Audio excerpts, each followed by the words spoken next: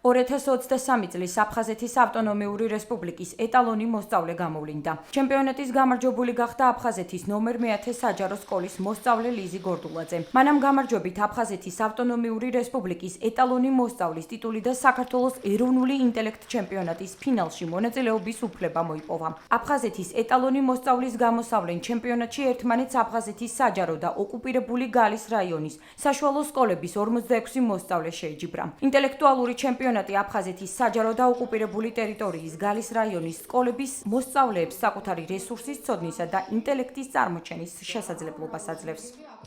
ყოველწლიურად ტარდება ეტალონი, ტარდება ჩვენ სამინისტროში, აი ამ კარებს მიღმა და მე ვესწრებ უკვე მეორე წელია, პირველი წელი რაღაც კოვიდის გამო ვერ ჩატარდა.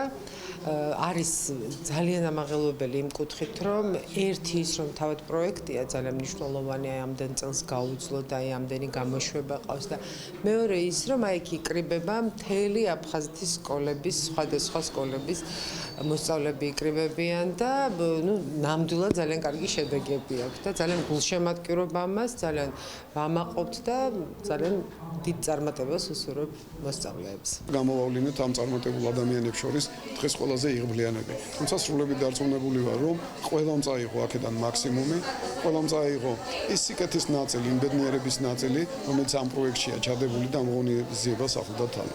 დიდი მადლობა ორგანიზატორებს, მონაწილეებს, მათ მშობლებს და პედაგოგებს. მე ვარ აფხაზეთის ნომერ მე-10 საჯარო სკოლის მოსწავლე, მე-10 კლასელი ლიზი გორდულაძე და მე დღეს გავხდი აფხაზეთის ავტონომიური რესპუბლიკის ეტალონის ერთ-ერთი გამარჯვებული და პირველ ადგილის მფლობელი. ძალიან დიდი მადლობა მინდა ეტალონს გადავუხადო, დიდი მადლობა წამოყვანებს, ორგანიზატორებს, მინისტრს, ყველა ძალიან დიდი მადლობა და ყველა წარმატებებს ვუსურვებ. ჩვენთვის ძალიან კარგი გამოცდილება იყო.